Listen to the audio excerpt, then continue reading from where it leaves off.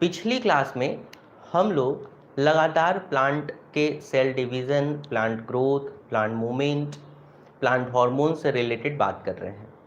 और आप जानते हैं कि बीएचयू के लिए, सीएचएस के लिए ये सारे टॉपिक काफ़ी ज़्यादा इम्पॉर्टेंट हैं, क्योंकि अगर हम पिछले पेपर्स की बात करें तो इन सारे टॉपिकों से कई सारे क्वेश्चंस जो हैं वो बीएचयू में पूछे गए हैं, सीएचएस में पूछे गए हैं।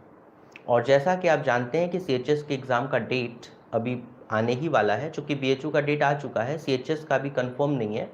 मे बी पॉसिबल कि इसी सितंबर के महीने में ही हो सकता है हो जाए। तो आपको हर पल अपनी तैयारी परफेक्ट रखनी है कि एग्ज़ाम जब भी होगा आप तैयार रहो कि आप हफ्ते 10 दिन के अंदर एग्ज़ाम अपना दे लो। तो इसके लिए कोई टेंशन नहीं होना चाहिए आपके अंदर। कई बच्चे मैसेज करके पूछते रहते हैं कि सर एग्ज़ाम का डेट क्या है, कब होगा। तो मेरा यही मानना है कि उसके लिए परेशान नहीं होना है, एग्ज़ाम जब भी होना होगा होगा। आपको अपनी तैयारी रखनी है। मैंने कई बार कहा कि आपको अपनी तैयारी रखनी है। तो देखते हैं कौन कौन से बच्चे जुड़ चुके हैं और उसके बाद हम लोग अपने आगे की क्लास को फर्दर आगे बढ़ाएंगे। सबसे इम्पॉर्टेंट चीज़ ये है कि जो सीएचएस का एग्ज़ाम है उसमें उसके लिए हम लोगों ने प्लांट ग्रोथ और प्लांट मूवमेंट से रिलेटेड कुछ कॉन्सेप्ट्स पढ़े भी थे। ये हमेशा ध्यान रखना है। प्लांट ग्रोथ और प्लांट मूवमेंट से रिलेटेड हम लोगों ने कुछ चीज़ें उसमें पढ़ी थी। तो शोभनाथ पाल हमारे साथ जुड़ चुके हैं, बहुत अच्छी बात है बेटा। और आगे चलते हैं। देखो पिछली क्लास में हम लोगों ने प्लांट ग्रोथ पढ़ लिया, प्लांट मूवमेंट पढ़ लिया और प्लांट हार्मोन से रिलेटेड बातचीत कर लिया। तो इन सारे टॉपिकों को हम लोगों ने पढ़ा है। उम्मीद है कि आपने इसको पढ़ा होगा। अगर आपने अब तक इन चीज़ों को नहीं पढ़ा है तो एक बार पिछले वीडियो में जा कर के हमारे जो पुराने क्लासेस हैं, इसके पहले की वीडियोज़ हैं, उनको ज़रूर पढ़ लें। अब चलते हैं आज की क्लास पे। आज का जो क्लास है उसमें प्लांट मूवमेंट से रिलेटेड बातचीत हम लोग करेंगे, यानी कि पादप गति। देखो पादप गति के बारे में हम लोगों ने पिछली बार भी बात किया था, तो कुछ टॉपिक्स मैंने उसमें बता दिए थे। कुछ टॉपिक्स जो हैं वो आज हम लोग यहाँ पे डिस्कस करने वाले हैं, ठीक है। तो प्लांट मूवमेंट ये इम्पॉर्टेंट है। हम लोगों ने सीखा था बेटा कि जो प्लांट मूवमेंट होता है, ये प्लांट मूवमेंट दो तरीके का होता है। एक आपको बताया था ट्रॉपिक मूवमेंट और एक हम लोगों ने बात किया था नेस्टिक मूवमेंट। आपको याद होगा ट्रॉपिक मूवमेंट और नेस्टिक मूवमेंट, ट्रॉपिक मूवमेंट और नेस्टिक मूवमेंट। अगर हम ट्रॉपिक की बात करें तो हम लोगों ने पढ़ा था कि इसे हम डायरेक्शनल कहते हैं और जो नेस्टिक होता है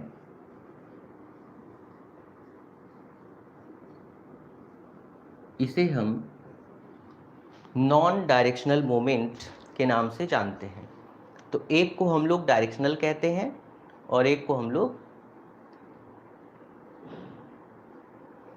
नॉन डायरेक्शनल कहते हैं, ठीक है। तो शोभनाथ पाल गुड मॉर्निंग बेटा। Amit Gupta good morning. वही क्लास चल रहा है बेटा बायोलॉजी का जिसके लिए आप पूछ रहे हो।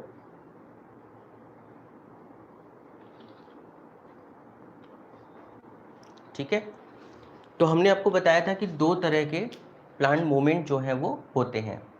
एक डायरेक्शनल होता है और एक क्या होता है, नॉन डायरेक्शनल। मतलब एक में दिशा की ज़रूरत होती है और एक में दिशा की ज़रूरत नहीं होती है। फिर हम लोगों ने पढ़ा था कि जो ट्रॉपिक मूवमेंट होता है वो कई तरह का होता है। एक होता है फोटोट्रॉपिज्म, फिर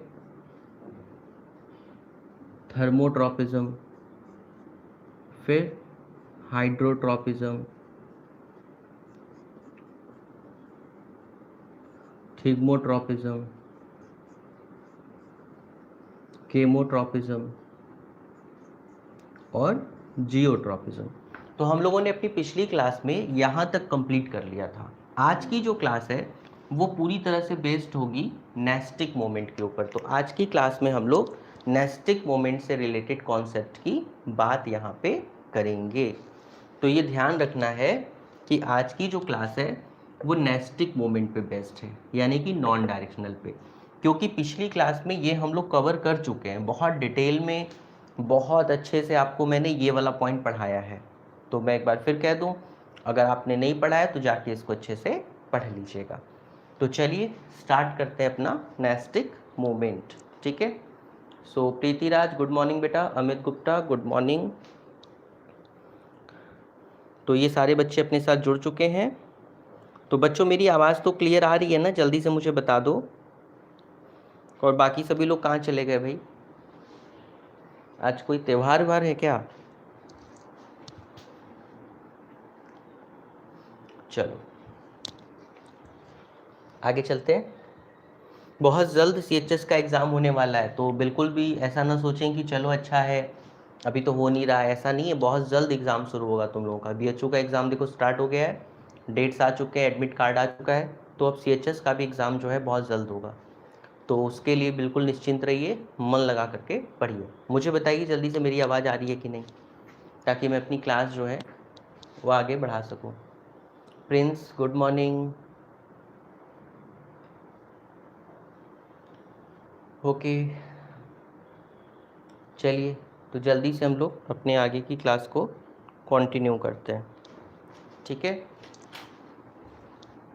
चलो, तो ट्रॉपिक मोमेंट बच्चों हम लोगों ने पढ़ लिया है, तो ट्रॉपिक पर डिस्कशन नहीं करना है ना, ट्रॉपिक ख़त्म हो चुका है, नेस्टिक पे बात करना है। तो चलो नेस्टिक मोमेंट पे बात करते हैं।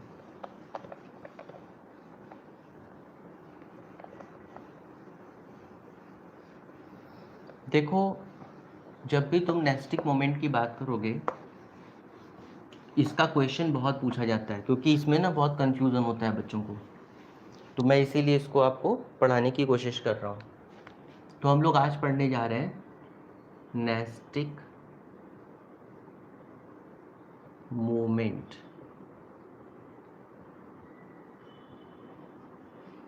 देखो, इसको नास्टी भी कहते हैं, मैंने आपको बताया था इसके नाम में नास्टी भी लगा देते हैं। तो चाहे नेस्टिक बोलें चाहे नास्टी बोलें, दोनों ही सही है, ठीक है। दूसरी चीज़ मैंने आपको बताया था कि ये नॉन डायरेक्शनल होता है, तो तीनों में एन लगा हुआ है, नॉन डायरेक्शनल, मतलब इसमें दिशा की ज़रूरत जो है नहीं पड़ती, ये अदिश है। अदिश मतलब जहाँ हमें दिशा की ज़रूरत नहीं पड़ती है, जहाँ हमें दिशा की आवश्यकता नहीं पड़ती है, उसको हम क्या बोलते हैं? अदिश। अदिश मतलब इसमें हमें दिशा की आवश्यकता जो है वो नहीं पड़ेगी, इसमें दिशा की आवश्यकता नहीं पड़ती है, ठीक है। अब देखो, जो नॉन डायरेक्शनल नेस्टिक मोमेंट है, इसके कई सारे प्रकार हैं। हर एक प्रकार पे डिटेल में बात करेंगे, पहले सबके नाम नोट कर लेते हैं। तो एक होता है फोटोनास्टी, देखो लिखा है ना फोटोनास्टिक मोमेंट, यानी कि फोटोनास्टी। दूसरा थर्मोनास्टी। तीसरा थिग्मोनास्टी। फिर केमोनास्टी, और एक और लास्ट होता है सिस्मोनास्टी। तो टोटल इतने ही प्रकार हैं नेस्टिक मोमेंट के। ट्रॉपिक मोमेंट के कई सारे प्रकार थे। ट्रॉपिक मोमेंट में बहुत सारे प्रकार थे और वो एग्ज़ाम में पूछे जाते थे, लेकिन जब भी हम नेस्टिक मोमेंट की बात करेंगे तो आपसे यही 4-5 प्रकार जो है वो आपके एग्ज़ाम में पूछे जाएंगे।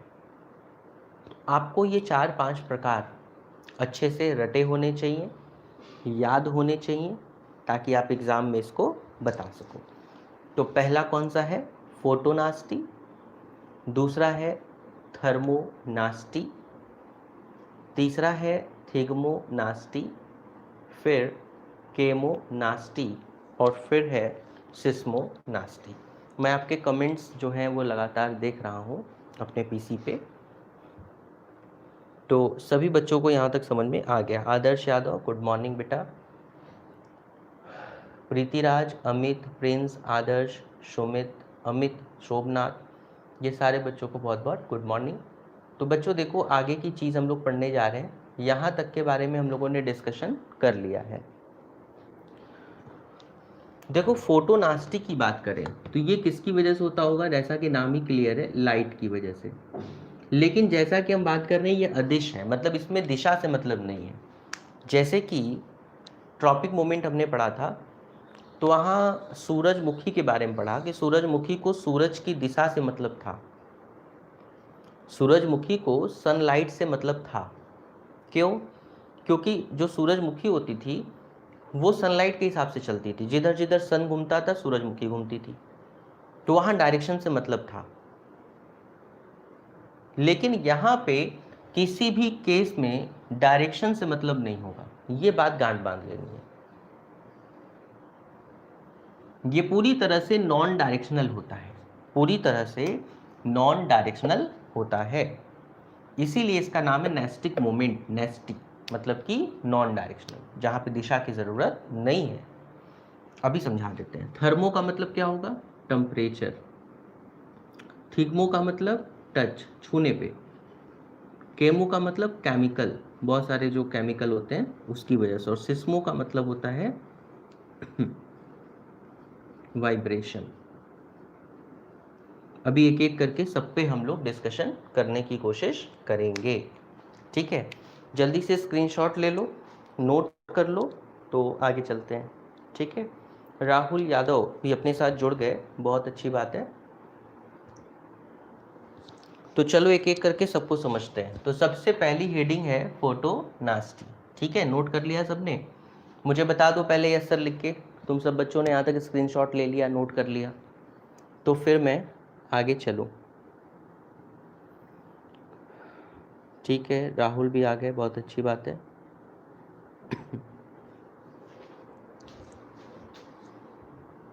चलो आगे चलते हैं बच्चों अगले कॉन्सेप्ट की तरफ। अब हम लोग सीखेंगे सबसे पहले फोटोनास्टी, ठीक है? तो चलो फोटोनास्टी की तरफ चलते हैं, एक एक करके सब बताएंगे। और आज बहुत सारी इंपॉर्टेंट बातें होने वाली हैं, तो कोई क्लास मिस नहीं करेगा। कई लोग तो अभी लगता है सो रहे हैं। चलो देखो, फोटोनास्टी जैसा कि नाम ही क्लियर है, इसमें फैक्टर क्या होता है? लाइट होता है। तो फोटोनास्टी का फैक्टर चूंकि लाइट है, तो यहाँ दिशा से मतलब नहीं होगा, केवल लाइट से मतलब होगा। तो इसका एग्जाम्पल क्या होगा? इसका एग्जाम्पल होगा opening and closing of flower. फूलों का खिलना और बंद होना। तो फूलों का खिलना या बंद होना, ये जो घटना है, ये कहीं ना कहीं लाइट पे बेस्ड होता है, और उसमें दिशा से मतलब नहीं होता। मेरी बात को बहुत ध्यान से समझिएगा। फूलों के खिलने और बंद होने की जो घटना है वो फोटोनास्टी है। वहाँ लाइट से मतलब है, लाइट की दिशा से मतलब नहीं है। एग्जाम्पल की बात करते हैं, आप बेस्ट एग्जाम्पल ले लो, कमल। आपने सुना होगा कमल के बारे में। कमल का जो फूल होता है वो सूर्योदय के, सूर्य के पहली किरण के साथ खिलता है। अगर जो बच्चे नहीं जानते हो वो जान लें कि सूर्य के पहली किरण के साथ कमल का फूल खिलता है, और सूर्यास्त के टाइम आखिरी किरण के साथ कमल जो है वो बंद हो जाता है। इसके बारे में कई सारी चीज़ें भी पढ़ी होंगी आपने, कि एक भंवरा है, वो कमल के फूल में चला गया और तभी शाम हो जाती है और कमल का फूल बंद हो जाता है। सुना है? ऐसा एक कविता होता था, संस्कृत में श्लोक भी था ऐसा कुछ। तो फिर वो भौरा सोचता है कि कल सुबह होगा और फिर हम बाहर निकलेंगे, ऐसी ऐसी चीज़ें और तभी एक हाथी आता है और कमल के फूल पे पैर रख देता है और भौरा मर जाता है, ऐसी कोई चीज़ थी। खैर वो तो अलग मुद्दा है, वो तो लिटरेचर है, उस पर डिस्कशन नहीं करना है, बहुत अच्छी चीज़ है। मकसद ये है आपको समझाने का कि फोटोसिंथेसिस, ये जो फोटोनास्टी हो रही है, फोटोनास्टी जो है वो लाइट बेस्ड है और इस घटना में ओपनिंग और क्लोजिंग ऑफ फ्लावर की बात होती है। एग्जाम्पल के तौर पे कमल का फूल, पेपर में क्वेश्चन कैसे आएगा, इनमें से कौन फोटोनास्टी दिखाता है, 4 ऑप्शन दे देगा। जड़ों का पानी की तरफ चलना, तने का सूर्य की तरफ चलना, सूरजमुखी का सूर्य की तरफ घूमना, या कमल का खिलना। सही ऑप्शन क्या हो जाएगा, कमल का खिलना, क्योंकि अभी आपको बताया कि इसमें फूलों के खिलने और बंद होने की घटना जो है वो मुख्य है। ठीक है आदर्श, उसके लिए आपको टाइम टेबल देखना पड़ेगा बेटा, जो भी टाइम शेड्यूल है वो, ठीक, आप ऑफिस में कंसल्ट करके एक बार देख सकते हो। ठीक है आदर्श, तो हमने कमल के फूल के खिलने और बंद होने की जो घटना है वो फोटोनास्टी, जल्दी से नोट करो तो अगले स्टेप पे चले। यहाँ तक समझ में आ गया तो यस सर लिख दो। चलो जल्दी से आगे चलते हैं। अगर यहाँ तक समझ में आ गया है तो यस सर लिख दीजिए और जल्दी से हम लोग फिर आगे चलते हैं। नोट भी कर लीजिएगा सभी बच्चे। दूसरे की बात करते हैं। फोटोनास्टी के बाद कौन सा स्टेप है, फोटोनास्टी के बाद है थर्मोनास्टी। चलो थर्मोनास्टी पे चलते हैं। दूसरा है THERMO, थर्मोनास्टी। जैसा कि नाम से ही क्लियर है, थर्मोनास्टी, थर्मो का मतलब होता है टेम्परेचर, ये टेम्परेचर पे बेस्ड होता है, तापमान पे आधारित होता है। यानी यहाँ तापमान से मतलब है, तापमान किस दिशा से आ रही है उससे मतलब नहीं है। तो याद है चने वाला केस मैंने पढ़ाया था अंकुरण का, तो वहाँ हम लोगों ने सीखा था कि जो अंकुर निकलता है उस अंकुर को दिशा से मतलब होता है, जिस दिशा में तापमान ज़्यादा है उधर घूम रहा था, याद होगा पिछली क्लास में। लेकिन यहाँ पे कह रहा है क्योंकि ये नेस्टिक मोमेंट है, दिशा नहीं चाहिए, तो यहाँ केवल तापमान चाहिए।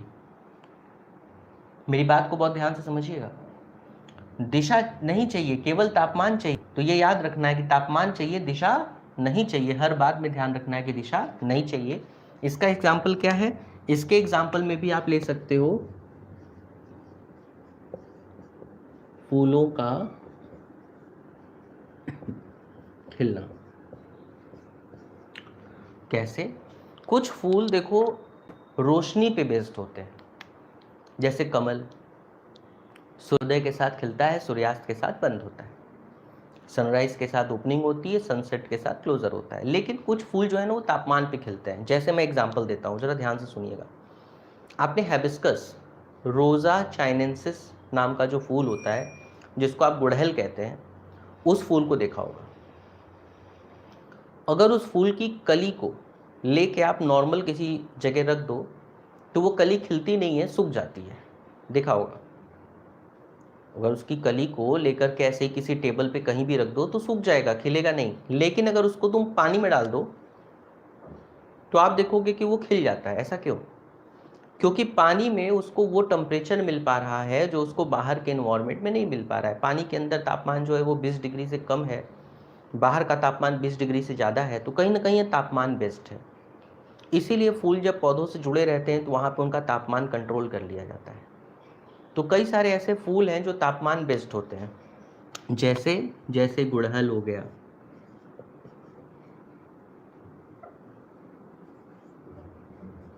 ठीक है, और ट्यूलिप हो गया, क्रॉकस हो गया। तो इस तरह के जो फूल हैं, क्रॉकस, ट्यूलिप छोटे से वाइट पीले कलर के बड़े बड़े फूल होते हैं, आसानी से मिल जाते हैं कहीं भी।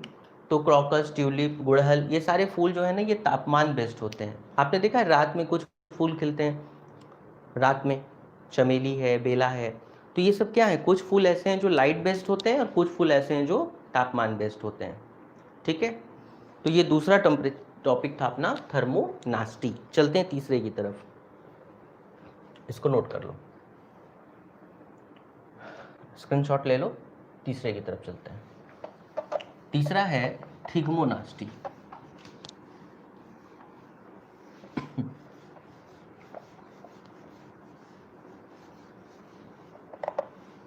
तीसरा जो कॉन्सेप्ट है वह है थिग्मोनास्टी। देखो, जैसा कि इसमें टर्म में दो चीज़ें लिखी हुई हैं, एक लिखा हुआ है थिग्मो और एक में लिखा हुआ है नास्टी। तो हमें ये ध्यान देना है कि थिग्मो और नास्टी दो चीज़ें हैं यहाँ पे। थिग्मो का मतलब होता है बेटा टच। थिग्मो मतलब टच, और नास्टी का मतलब नॉन डायरेक्शनल। ठीक, पूरा लिख दो भाई। चलो, तो यहाँ पिछले टॉपिक में जो हमने पढ़ा था पिछली क्लास में थिग्मोट्रोपिज्म के बारे में, तो वहाँ हमने देखा था कि छूने की दिशा से मतलब था। ककम्बर का प्लांट ऊपर ऐसे लतर की तरह चढ़ रहा था, मनी प्लांट ऐसे लतर की तरह चढ़ रहा था, और जिस डायरेक्शन में टच था उसी डायरेक्शन में वो घूम रहा था।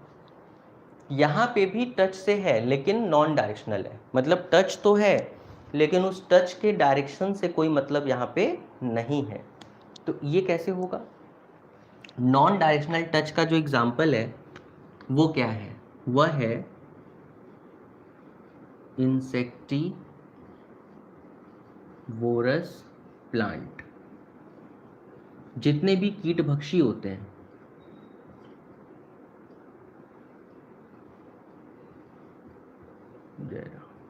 कीट भक्षी, तो कीट भक्षी जो पौधे होते हैं ना, प्लांट, तो कीट भक्षी पौधे की खासियत होती है, आपको मैंने न्यूट्रिशन में पढ़ाया भी था, फिर यहाँ बता रहा हूँ। तो इंसेक्टिवोरस जो प्लांट होते हैं वो छूने पे काम करते हैं, लेकिन उनका टच डायरेक्शनल नहीं होता। जैसे एक एग्जांपल दिखाता हूँ। मान लो ये एक पौधा है, ऐसे घड़े जैसा होता है ना, घटपर्णी कहते हैं इसको, ऐसा होता है, इसको घटपर्णी कहते हैं।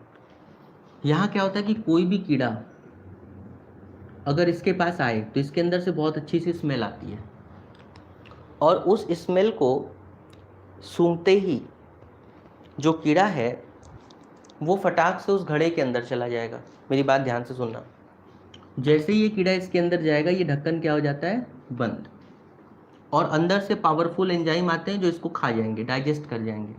उसके बाद फिर से ये घड़ा खुल जाएगा, फिर स्मेल आने लगेगी, फिर कोई दूसरा कीड़ा जाएगा, फिर उसको अट्रैक्ट करेगा, फिर वो अंदर जाएगा, ढक्कन बंद, फिर एंजाइम लीक होगा, फिर उसको खा जाएगा, फिर ढक्कन खुल जाएगा, फिर स्मेल आने लगेगा, फिर कोई और कीड़ा, फिर अंदर, फिर ढक्कन बंद, फिर खा जाएगा, फिर खुलेगा, फिर कोई और कीड़ा, फिर अंदर, ऐसे ये रोटेशन चलता रहता है। तो ये कैसे चल रहा है? ये टच पे बेस्ड है। जैसे ही कीड़ा अंदर गया उसने इसको छुआ नहीं कि ढक्कन बंद। अब अगर कोई इसको बाहर से भी छू दे तो भी ढक्कन बंद, अंदर से छू दे तो भी ढक्कन बंद, दाएं बाएं कहीं से छुए ढक्कन बंद। तो ये कॉन्सेप्ट केवल छूने पे बेस्ड है, छूने की दिशा से इसका कोई लेना देना नहीं है। ठीक है, सतीश भी अपने साथ जुड़ गए, तो गुड मॉर्निंग बेटा। तो यहाँ पे हम देख पा रहे हैं कि यहाँ पे टच से मतलब है, टच की डायरेक्शन से कोई लेना देना यहाँ पे नहीं है। तो इंसेक्टिवोरस जितने भी प्लांट होते हैं, जैसे एग्जांपल और लिख देता हूं मैं, Venus fly trap, Drosera, sundew, है ना, यूट्रिकुलेरिया, ये सब क्या है? ये सब कीड़भक्षी पौधे, ये सब कीड़ा खाते हैं, अलग अलग टाइप के पौधे हैं, है ना। तो ये वीनस फ्लाई ट्रैप है, तो वीनस फ्लाई ट्रैप, नेपेंथीस, घटपर्णी कहते हैं। तो Venus fly trap, Drosera, sundew, utricularia, ये सब जो पौधे हैं ये सब कीट खाते हैं, और इन सब के अंदर यही कॉन्सेप्ट जो है वो लगता है। ठीक, तो जब भी एग्ज़ाम में पूछे आपसे कि कॉन्सेप्ट क्या है, किस तरीके से होता है, ठीक है, टच वाले प्लांट कौन से होते हैं, तो आपको इस बात पे अच्छे से फोकस रखना है। ठीक, तो मैंने क्या बता दिया, मैंने आपको बता दिया कि सबसे पहले मैंने आपको अभी समझाया कि प्लांट मूवमेंट क्या होता है। आपको बताया कि कोई भी जो प्लांट है वो in the search of food, अपनी नीड को पूरा करने के लिए जब गति करता है तो उसे हम बोलते हैं प्लांट मूवमेंट। फिर आपको बताया कि जो प्लांट मूवमेंट होता है वो प्लांट मूवमेंट दो तरीके का बेसिकली होता है, एक होता है ट्रॉपिक और एक होता है नेस्टिक। ट्रॉपिक मूवमेंट का मतलब डायरेक्शनल हो, जहाँ पे फैक्टर से मतलब होता है, law of stimulation of stimuli पे बेस्ड होता है, जिसमें कई प्रकार के मोमेंट थे, मैंने आपको पढ़ा दिया। फिर हम लोग आज की क्लास में बात कर रहे हैं नेस्टिक मोमेंट। नेस्टिक मोमेंट का मतलब जहाँ दिशा से कोई मतलब नहीं होता, केवल फैक्टर से मतलब होता है, और उसके अंतर्गत हम लोगों ने फोटोनेस्टी, थर्मोनेस्टी और थिग्मोनेस्टी तीन की बात कर ली। अब दो और बचे हैं, एक केमो और एक सिस्मो। तो चलिए केमो की तरफ चलते हैं। इसको जल्दी से नोट कर लीजिए और मुझे बता दीजिए कि समझ में आ गया कि नहीं और उसके बाद हम लोग अपने आगे के कॉन्सेप्ट पे डिस्कशन जो है वो करेंगे। ठीक है, तो चलिए अगले कॉन्सेप्ट पे चलते हैं। थिग्मो के बाद बात करते हैं केमोनास्टी की। देखिए केमोनास्टी, ये जो नेस्टिक मोमेंट है, ट्रॉपिक मोमेंट वाला क्वेश्चन ज़्यादा पूछा जाता है और केमोनास्टी वाला जो क्वेश्चन है ना वो कम पूछा जाता है, लेकिन अब पूछा तो जाएगा ही। तो चूंकि कोर्स में है इसलिए हमें इसको पढ़ना पड़ेगा। ठीक है, इस बात पे फोकस रखना है, चूंकि कोर्स में है तो पढ़ना तो पड़ेगा ही। बात करते हैं केमोनास्टी की।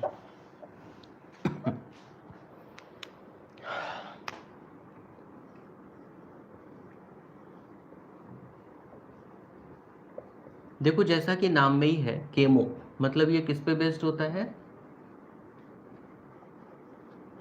बहुत सारे केमिकल पे। हम लोगों ने जब ट्रॉपिक मोमेंट पढ़ा था तो हमने सीखा था कि वहाँ पे हमने कोई ऑक्सीजन हो गया या कोई इंजेक्शन हो गया, वो प्लांट के जिस पार्ट में दे रहे थे उसी पार्ट में जो है वो गति देखने को मिल रही थी। जैसे तुमने 100 फल है 50 फल में दिया तो 50 फल ही बड़े हो रहे थे, तो वो जो केमोट्रॉपिज्म था वो सदिश था, वहाँ दिशा से मतलब था। लेकिन यहाँ पे जो केमोनास्टी है यहाँ भी केमिकल है लेकिन इसमें दिशा से मतलब नहीं है। एग्जाम्पल क्या होगा, एग्जाम्पल होगा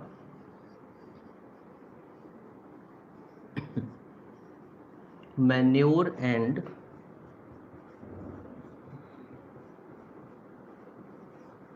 फर्टिलाइजर।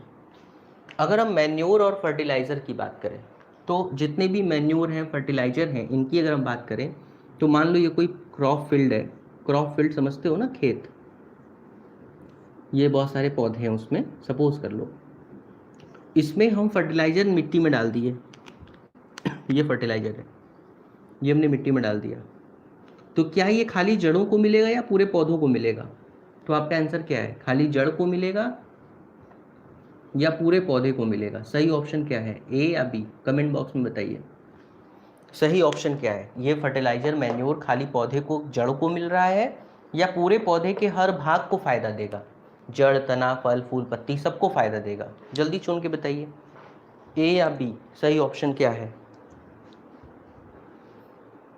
सही ऑप्शन इस प्रश्न का क्या है, केमोनास्टी में केमिकल का प्रयोग हमने किया और उस केमिकल को यानी कि फर्टिलाइजर है, खाद है, मैन्योर है ना, ग्रीन चीज़ें हैं, इसको हमने मिट्टी में डाल दिया, तो वो खाली जड़ों को फायदा पहुंचाएगा या पूरे भाग को। सही ऑप्शन क्या है, ए या बी।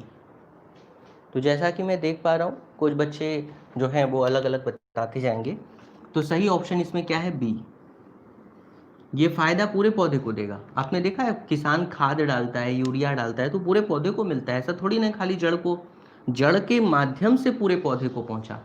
भाई हम खाना खाएंगे तो क्या खाली मुंह को फायदा मिलेगा कि पूरे शरीर के हर भाग को फायदा मिलेगा। भैया आप खाना खाओगे तो आपके हर कोशिका को मिलेगा, पचेगा तो वैसे ही यहाँ पे भी मिट्टी को जो न्यूट्रिशन दिया गया वो न्यूट्रिशन पूरे पौधे को मिलेगा, है ना। तो यहाँ पे देखो डायरेक्शन से मतलब नहीं है, अगर डायरेक्शनल होता तो हमने खाली जड़ को दिया। हेलो, मेरी बात ध्यान से सुनना। डायरेक्शनल होता तो हमने तो मैन्योर खाली जड़ों को दिया, खाद, तो पोषण तो खाली जड़ को मिलना चाहिए, लेकिन यहाँ सबको मिल रहा है। इसका मतलब है कि यहाँ दिशा से मतलब नहीं है, इसीलिए ये अदिश है।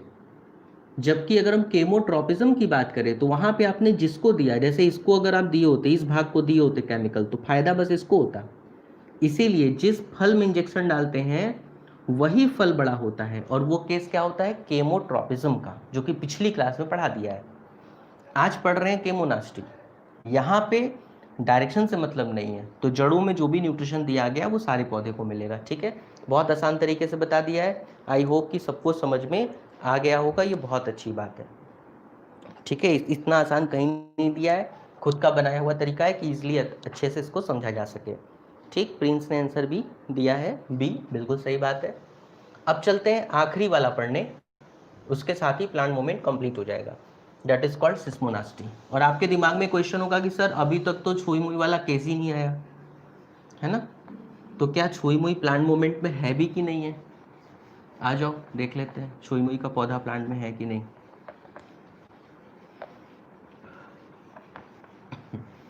तो लास्ट टॉपिक जो है वो इस टॉपिक का है सिस्मोनास्टी। इसको हिंदी में बोलते हैं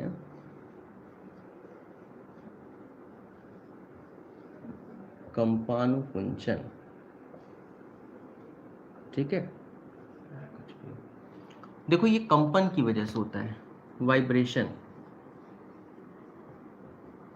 तो चूंकि ये वाइब्रेशन की वजह से होता है तो इसको वाइब्रेटरी मोमेंट भी कहते हैं। सिस्मोनास्टी, आपने इसमें एक चीज देखा होगा, सिस्मो जो होता है वो एक यंत्र होता है, सिस्मोग्राफ कहते हैं। जापान में बहुत भूकंप आता है, तो किसी भी देश में भूकंप को नापने के लिए जो यंत्र यूज करते हैं उसका नाम सिस्मोग्राफ है। भूकंप में क्या होता है, कंपन होता है, जमीन हिलती है, तो कितना हिल रहा है उसको नापने के लिए सिस्मोग्राफ का प्रयोग करते हैं। तो सिस्मोनास्टी एक जापानी शब्द है, जापानी शब्द है, तो ये टॉपिक भी जापान से आया है, सिस्मोनास्टी। अब आपका प्रश्न कि छुई मुई के पौधे को छूते हैं तो मुरझा क्यों जाता है। कई बच्चों ने ऐसा प्रश्न मेरे पास भेजा था और मैंने कहा था कि मैं इसको बहुत अच्छे से समझा के बताऊंगा, तो उन बच्चों का आंसर यहाँ पे आ गया। जिसने भेजा था, अगर वो मेरी क्लास देख रहा हो तो बहुत अच्छी बात है बेटा, देख लो। वैसे मैंने जिसने पूछा था उसको आंसर भिजवा दिया था व्हाट्सएप के माध्यम से, मैसेज के माध्यम से, फिर भी मैं बोर्ड पे भी समझा रहा हूँ। छुई मुई के पौधे में हम सब बचपन से देखते हैं कि हम जैसे ही छूते हैं छुई मुई का पौधा सिकुड़ने लगता है, इसीलिए उसको लाजवंती, छुई मुई, टच मी नॉट कहते हैं। वैज्ञानिक दृष्टि की बात करें तो उस पौधे का नाम है mimosa pudica. Mimosa pudica scientific name है, जापान का ही है, तो इस कॉन्सेप्ट को जापान में ढूंढा गया, इसलिए इसका नाम भी जापानी रख दिया गया, सिस्मोनास्टी।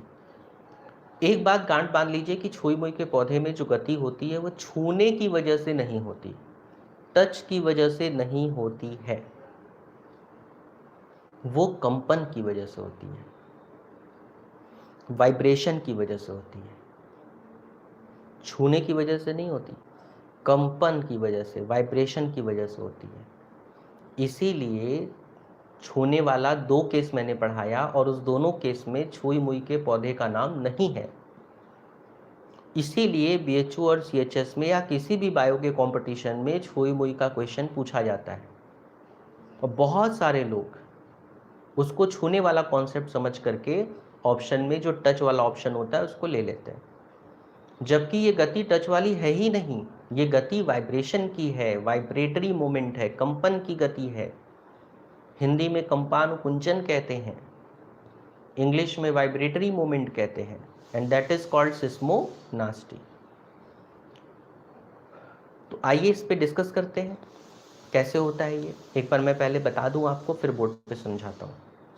बेसिकली क्या होता है, कि कोई भी छुई मुई का पौधा है, उस पर अगर तेज से हवा पड़ जाए, आप कंकड़ फेंक दो, बारिश हो जाए, आप छू दो उसको, अच्छे से ऐसे ऐसे मूव कर दो, किसी भी वजह से अगर उसमें वाइब्रेशन प्रोड्यूस हुआ तो उसके जो अंदर वाटर होता है वो धीरे धीरे डाउनवर्ड जाने लगता है। अभी समझाते हैं कैसे। तो आप बेसिक समझो कि वाइब्रेशन की वजह से पत्तियां सिकुड़ जाती हैं। कैसे सिकुड़ती हैं वो इस बोर्ड पे समझाने वाला हूँ। तो पहले मुझे ये बता दो कि यहाँ तक सभी बच्चों को समझ में आ गया कि नहीं। सत्यम, गुड इवनिंग, गुड मॉर्निंग बेटा। सभी बच्चे अपने सारा टेस्ट है, तो यहाँ तक सभी बच्चों को समझ में आ गया कि नहीं। पहले यस सर लिख दो, उसके बाद ही मैं आगे के कॉन्सेप्ट पे डिस्कशन करूँ आपसे। चलो, तो जैसा कि बच्चे बता रहे हैं यहाँ तक समझ में आ गया। तो सिस्मोनास्टी का एग्जाम्पल है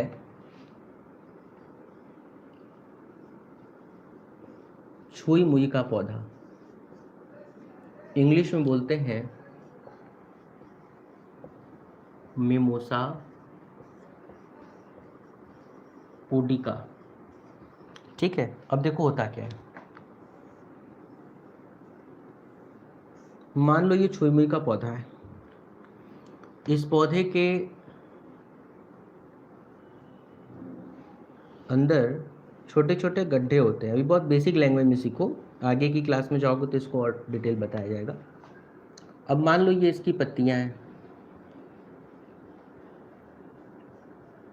ठीक है, बेसिक समझो। तुमने एक चीज सीखा होगा, स्फीति दाब। सभी लोग जानते हैं टर्जर प्रेशर। ये पूरा केस स्फीति दाब का है। तुम जब सब्जी खरीदते हो, फल खरीदते हो, या तुमने देखा होगा अगर फल वाला ताज़ा फल बेच रहा है तो उसके अंदर एकदम टाइटनेस होगी, और अगर 2 दिन पुराना फल, बासी फल बेच रहा है, देखोगे सिकुड़ जाएगा। ऐसा क्यों हुआ? क्योंकि अगर वो बासी फल है तो उसके अंदर सिकुड़ इसलिए जाएगा कि उसके अंदर, फल और सब्जी के अंदर जो पानी होता है वो सूख गया है, तो रिंकल्स आ जाते हैं। ऐसा सबने देखा है? ऐसा सबने देखा है ना? तो ऐसा क्यों होता है? स्फीति दाब की वजह से। जब कोई चीज़ ताज़ी होती है ना तो उसके अंदर पानी बहुत ज़्यादा होगा और वो एकदम स्ट्रेट होगा, टाइटन होगा। ठीक, जैसे मान लो कोई सेल है, इसके अंदर खूब पानी है तो टाइट है, इसके अंदर का पानी कम कर दें तो सेल जो है वो ऐसी हो जाएगी, है ना? तो ये केस स्फीति दाब का है। अब जरा ध्यान से समझना, प्रकृति ने छुई मुई के पौधे को ऐसा बनाया है कि उसके अंदर छोटे छोटे गड्ढे होते हैं। ठीक, ये जापान का पौधा है ना, जापानी नेचर से बना है। अब इसके अंदर पूरा पानी भरा हुआ है, मान लो ये वाटर गया तो इसके अंदर पूरा पानी भरा हुआ है। तो जैसे ही ये पानी अंदर भरा हुआ है तो इसकी जो अवस्था होती है वो स्फीति की अवस्था होती है। स्फीति की अवस्था, टर्जिड अवस्था होती है। तो ये टर्जिड की अवस्था है, स्फीति की अवस्था है। ऐसे में कि एकदम टाइट है, एकदम नॉर्मल है, कोई दिक्कत नहीं है। क्यों? क्योंकि इसके अंदर पानी गया हुआ है, और जब इसके अंदर पानी पूरा भरा हुआ है तो पत्ती वत्ती एकदम फैली है, जड़ तना सब एकदम फैला हुआ है, स्फीति की अवस्था में है, टर्जिड की स्थिति में है। ठीक, जैसे ही किसी ने छुआ, हवा चला, कंकड़ फेंक दिए, कुछ भी ऐसा जिसकी वजह से वाइब्रेशन हो जाए, मान लो भूकंप आ गया तो वाइब्रेशन हो गया, उस वाइब्रेशन से जो वाटर है वो रिवर्स आने लगता है और इन गड्ढों में भरना शुरू हो जाता है। पानी जड़ से बाहर तो चला नहीं जाएगा, तो भाई नेचर ने इसको जगह दिया हुआ है जो और पेड़ों में नहीं है। तो इस गड्ढे के अंदर वो पानी इकट्ठा होता है, तो जैसे जैसे पानी नीचे आएगा तो ऊपर स्फीति की अवस्था क्या होगी? कम। प्रेशर क्या होगा? कम। जैसे यहाँ से पानी बाहर निकल गया तो प्रेशर क्या हो गया? कम। ठीक, उसको बोलते हैं मुरझाना। तो ये पौधा जो है धीरे धीरे मुरझाने लगता है, जिसको बोलते हैं फ्लैसिड इंग्लिश में। तो दूसरी जो स्टेज होती है वो फ्लैसिड होती है। तो जब पानी नीचे आने लगेगा तो ये सिकुड़ने लगेगा, और कुछ देर बाद अगर वाइब्रेशन बंद हो गया तो फिर से पानी वापस जाएगा, फिर से ये क्या होता है? फैल जाता है। तो ये कॉन्सेप्ट जो है ये लगता रहता है इसके अंदर।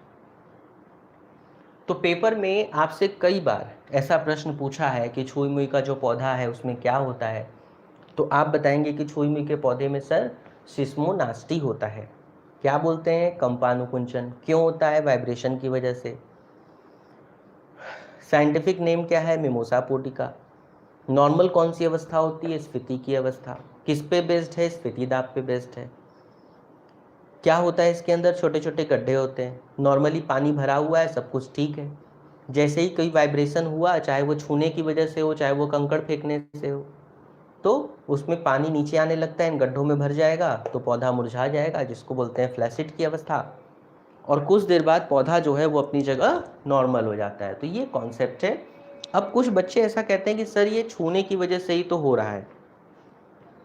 तो देख बच्चों, तुम्हारे पास जो मोबाइल है वो छूने वाला है, टच स्क्रीन है, तो तुम उंगली से छूते हो तो चलता है। अगर छूने ही वाला है तो उसको तुम किसी प्लास्टिक से छुओ, किसी निडल से छुओ, किसी कील से छुओ, किसी लकड़ी से छुओ, क्या वो काम करेगा? क्या फूकने से काम करेगा? नहीं करेगा, पक्का नहीं करेगा। तो अगर ये भी छूने वाला होता तो ये भी केवल छूने से काम करता। कंकड़ मारने पर, हवा चलने पर, झकझोर देने पर, फल फेंक के मारने पर ये काम नहीं करता। लेकिन आप देखोगे कि ये चाहे कुछ भी करो, चाहे किसी वजह से तुम इसमें कंपन जनरेट करो, ये पौधा अपना रिस्पॉन्स करता है। तो इससे ये प्रूफ होता है कि ये जो कॉन्सेप्ट है ये छूने वाला कॉन्सेप्ट नहीं है, बल्कि स्फीति दाब का कॉन्सेप्ट है। तो ये मैंने बहुत आसान तरीके से आपको plant growth, plant movement, plant hormone का कॉन्सेप्ट सिखाया। सभी बच्चों को अच्छे से समझ में आ गया, और इसको खूब मन लगा करके पढ़िए, एग्ज़ाम के लिए काफ़ी इंपॉर्टेंट है। थोड़ा समय शेष है अपने पास, तो चलते हैं अगले कॉन्सेप्ट की तरफ। अगला एक इम्पॉर्टेंट टॉपिक है जिससे क्वेश्चन आप लगातार पूछ रहे हो, तो मैं उसकी बात भी कर लेता हूँ। चूँकि मैंने पहले भी पढ़ाया था, लेकिन चूँकि आपने क्वेश्चन पूछा है तो कुछ इंपॉर्टेंट क्वेश्चंस की बात करते हैं। इसको नोट कीजिए, स्क्रीनशॉट लीजिए, जल्दी से आगे चलते हैं।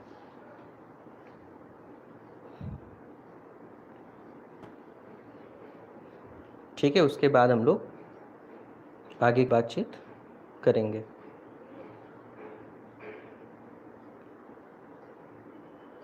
तो जल्दी से इसको नोट कर लें सभी लोग।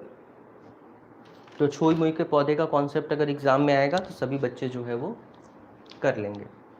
अब किसी प्रकार की कोई दिक्कत यहाँ पे नहीं आनी चाहिए। तो मिटा देते हैं।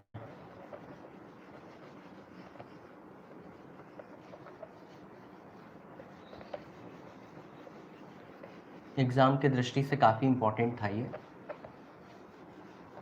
और पूछा भी जाता है। तो मुझे पूरा उम्मीद ही नहीं, विश्वास है कि अब आप इस तरह के टॉपिक से क्वेश्चन आएगा तो आप इसको ज़रूर कर लेंगे। और जिस बच्चे ने पूछा था उसका भी आंसर मैंने यहाँ पे दे दिया।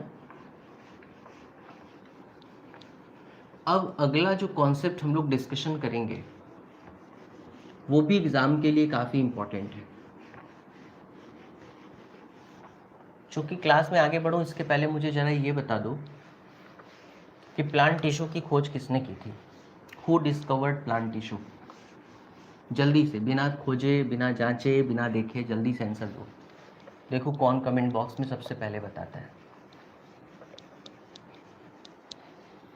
और उसके बाद हम लोग आगे के कॉन्सेप्ट पे बढ़ेंगे। परमिला पटेल, गुड मॉर्निंग बेटा, ये भी जुड़ गए बच्चे अपने साथ। तो अगला जो टॉपिक है हम लोगों का, दैट इज प्लांट टिश्यू, पादप उतक। बेसिक कॉन्सेप्ट हम सबको पता है, बचपन से पढ़ते आ रहे हैं, एक जैसे कोशिकाओं का समूह, ये सब। तो मैंने इसीलिए आपसे क्वेश्चन पूछा कि ये बताओ कि प्लांट टिश्यू को खोजा किसने था।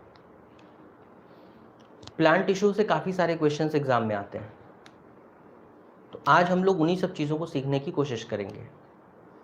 तो सबसे पहली बात, प्लांट टिश्यू को खोजा किसने था, जल्दी से बताइए। प्लांट टिश्यू को सबसे पहले खोजा था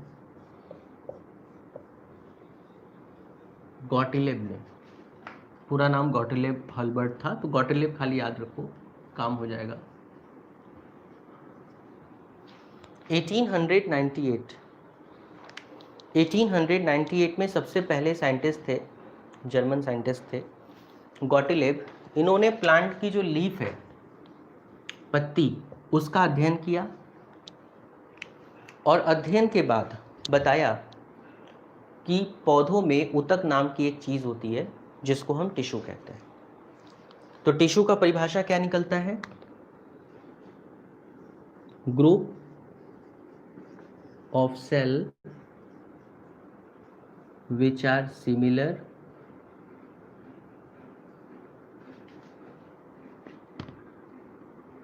and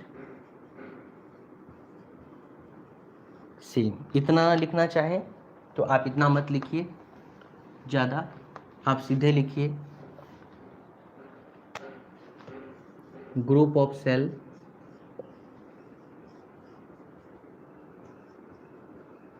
same in structure and function. बहुत ज़्यादा लिखने की क्या ज़रूरत है। तो ऐसे कोशिकाओं का समूह, हिंदी में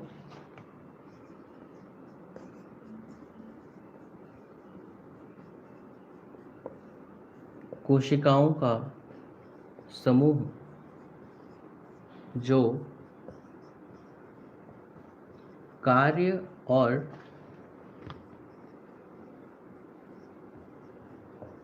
रचना में समान हो। तो प्लांट टिश्यू का जो कहानी है वो इसी के साथ शुरू होता है कि प्लांट टिश्यू की जब भी हम बात करेंगे प्लांट ऊतक की, तो बात होती है कि जो प्लांट ऊतक है, प्लांट टिश्यू है, उस प्लांट टिश्यू को सबसे पहले गॉटिलेब साहब ने 1898 में ऑब्जर्व किया। पत्ती के सेक्शन को इन्होंने काट के देखा तो उसमें इनको कुछ कोशिकाओं का समूह दिखा। वो सारी कोशिकाएं कार्य और रचना में एक समान थी और एक साथ मिल के काम कर रही थी। तो इन्होंने कहा कि ये एक ऊतक है, ये एक टिश्यू है, और वहीं से ये कहानी शुरू होती है। तो आपसे क्वेश्चन करेगा प्लांट टिश्यू किसने खोजा? इन्होंने खोजा। कब खोजा? इस टाइम खोजा। कहाँ से खोजा? यहाँ से खोजा। डेफिनेशन क्या है? ये आपके सामने है। तो group of cell which are same in structure and function, ऐसी कोशिकाओं का समूह जो कार्य और रचना में समान हो। लेकिन आप अभी देखेंगे कि एक जगह मैं ऐसा दिखाऊंगा जहाँ पे प्लांट टिश्यू का जो डेफिनेशन है वो लागू नहीं होता। तो प्रकृति जो है ना, वो ऐसी ऐसी चीज़ें डिसाइड की है जहाँ पे वो जब चाहे चेंज कर सकती है। जनरली तो टिश्यू वही होता है जहाँ स्ट्रक्चर और फंक्शन सेम हो। अगर सेम नहीं होगा तो वो टिश्यू नहीं होगा। लेकिन एक दो जगह ऐसे हैं जहाँ पे स्ट्रक्चर भी अलग है, फंक्शन भी अलग है, फिर भी वो टिश्यू है। कैसे? अभी क्लास में जब पढ़ेंगे वहाँ पे धीरे धीरे सीखेंगे। तो ये कहानी सबको समझ में आ गई है। अब जो प्लांट टिश्यू होता है वो कितने तरह का है, किस किस कैटेगरी में बांटा गया है, इस पे बात करते हैं।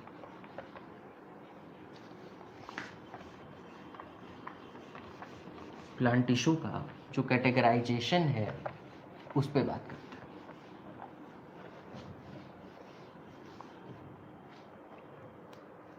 देखो, जो प्लांट टिश्यू है इसको मोटा मोटा दो कैटेगरी में बांटा गया है। मेरे हिसाब से तो एक ही है, बट ऐसा मानते हैं कि बायोलॉजी में दो होता है। मेरे हिसाब से का मतलब, अगर तुम थोड़ा सा डीपली पढ़ो ध्यान से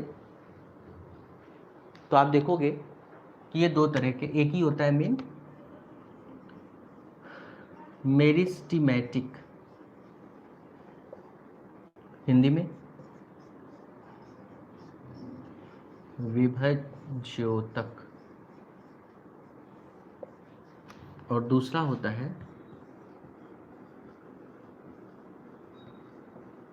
परमानेंट,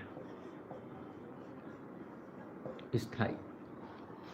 मैं क्यों कह रहा हूं कि एक ही होता है? क्योंकि मेन यही है, मेरिस्टेमेटिक से ही परमानेंट बनता है। पहले मेरिस्टेमेटिक काम करता रहता है, करता रहता है, करता रहता है, जब इसकी प्रॉपर्टी खत्म हो जाती है, जब ये अपनी प्रॉपर्टी खो देता है, फिर ये बन जाता है परमानेंट। तो इसके अंदर भी कई प्रकार, इसके अंदर भी कई प्रकार। तो मेन तो यही हुआ ना, देखा जाए तो अगर तुमसे पूछे कि मुख्य रूप से सबसे पहला प्लांट टिश्यू कौन सा है, सबसे मेन प्लांट टिश्यू कौन सा है, तो आंसर क्या दोगे? मेरिस्टेमेटिक। लेकिन जनरल बायोलॉजी में हम कहते हैं कि प्लांट टिश्यू जो है वो दो तरह का होता है। एक होता है मेरिस्टेमेटिक और एक होता है परमानेंट। तो मेरिस्टेमेटिक टिश्यू और परमानेंट टिश्यू। अब देखो, जो मेरिस्टेमेटिक होता है, पहले इस पे बात करते हैं, परमानेंट पे आगे बात करेंगे। मेरिस्टेमेटिक का जो काम है ना उस पे बात करते हैं। मेरिस्टेमेटिक का काम केवल और केवल विभाजन है। अब विभाजन से प्लांट में क्या होगा? विभाजन से प्लांट में होता है ग्रोथ। विभाजन से प्लांट में क्या होता है? ग्रोथ। विभाजन से प्लांट में क्या होता है? ग्रोथ। तो बेसिकली मेरिस्टेमेटिक का जो रोल है ना, मेरिस्टेमेटिक का जो फंक्शन है वो बेसिकली किस लिए होता है? मेरिस्टेमेटिक का जो बेसिक फंक्शन है वो केवल और केवल, मेरिस्टेमेटिक का जो बेसिक फंक्शन है वो केवल और केवल ग्रोथ कराने के लिए होता है। किस लिए होता है? ग्रोथ कराने के लिए। अब वो ग्रोथ किसी भी तरीके का हो सकता है।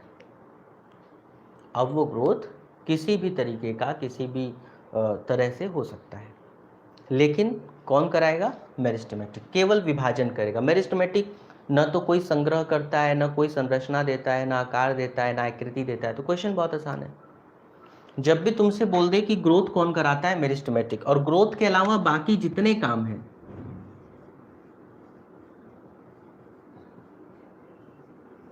बाकी जितने काम हैं वो सारे के सारे काम कौन करता है? परमानेंट। तो परमानेंट जो है वो सब करेगा। संरचना भी देगा, आकार भी देगा, आकृति भी देगा, सुरक्षा भी करेगा, संग्रह भी करेगा, सारे काम करेगा। तो अगर पेपर में पूछे कि विभाजन कौन कराता है, पौधों की लंबाई, चौड़ाई, मोटाई कौन बढ़ाएगा, तो वही विभज्योतक बढ़ाएगा। लेकिन जब भी सुरक्षा की बात हो, संग्रह की बात हो, वो कौन करेगा? परमानेंट। तो बहुत डिटेल में हम लोग बात करेंगे कि ये परमानेंट क्या होता है और मेरिस्टेमेटिक क्या होता है। तो पहले मेरिस्टेमेटिक की बात करते हैं, फिर परमानेंट पे आगे बात करेंगे।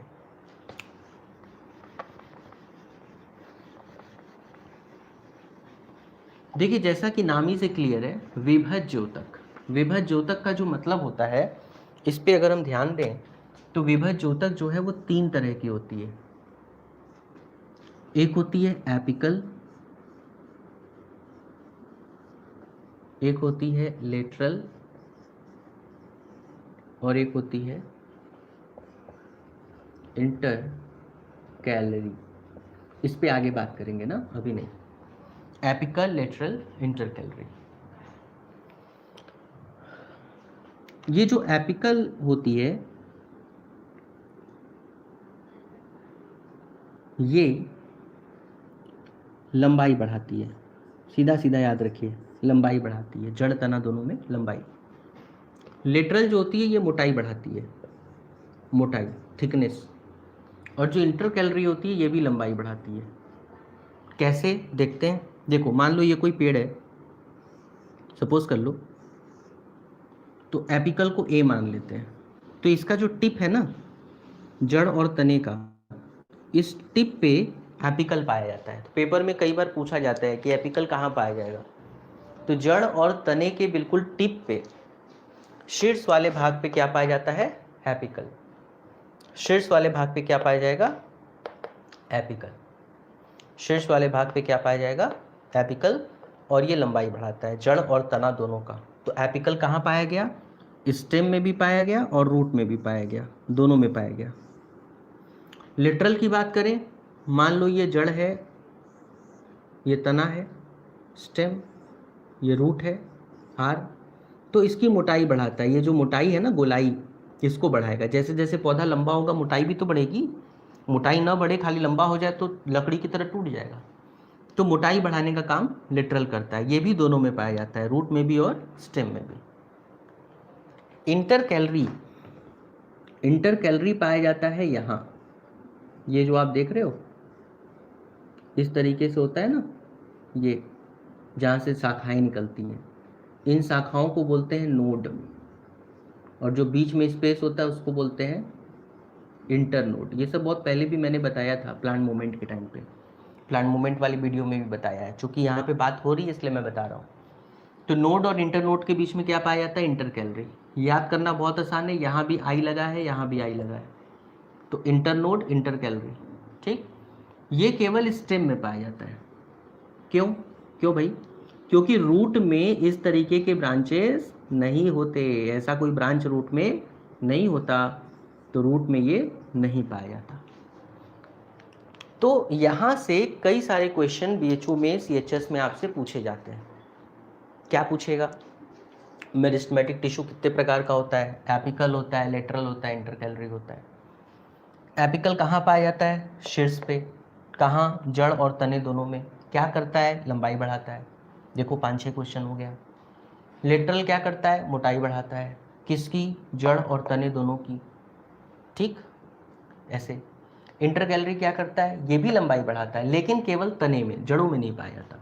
तो क्वेश्चन बना ना कि वो कौन सा प्लांट टिश्यू है जो जड़ों में नहीं पाया जाता? तो आंसर क्या होगा? इंटरकैलरी। क्यों नहीं पाया जाता? क्योंकि यहाँ पे नोड इंटरनोड नहीं होता जड़ों में। नोड इंटरनोड शाखाएं केवल तने में होती हैं, तो ये इनको लंबा कर देता है। जैसे बांस का पौधा, बांस के पौधे को देखोगे तो उसमें इस तरीके से, गन्ने में देखो, शुगर केन में देखो, ये होता है ना ऐसे, तो नोड्स हैं ये सब, और बीच में जो स्पेस है वो इंटरनोड है ना। तो इसकी जितनी ऊंचाई होगी बांस और गन्ना उतना लंबा होगा, उतनी अच्छी फसल होगी। तो कहीं ना कहीं इस तरीके से ये काम करते हैं, और ये एग्ज़ाम में जो है ये पूछा जाता है। ठीक है, तो बच्चों आज की क्लास का जो समय है, आयुष कुमार, गुड आफ्टरनून बेटा, अभी तो मॉर्निंग ही चल रहा है वैसे। तो ये हम लोगों ने आज प्लांट टिश्यू पर डिस्कस किया। प्लांट टिश्यू का जो मेरिस्टेमेटिक टिश्यू था उस पर बात किया। अगली क्लास में हम लोग परमानेंट टिश्यू और बाकी की चीज़ों के बारे में जानेंगे। उम्मीद है कि आज की क्लास आप सभी लोगों को समझ में आ गई होगी।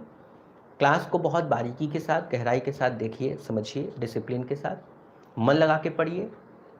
एग्ज़ाम के लिए बहुत बहुत शुभकामनाएं आप सबको। वीडियो को लाइक ज़रूर कीजिएगा, चैनल को सब्सक्राइब और शेयर ज़रूर कीजिएगा। आप आए, बने रहे, कमेंट किए, इसके लिए बहुत बहुत धन्यवाद। मिलते हैं अगली क्लास में, तब तक खूब मन लगा के पढ़िए।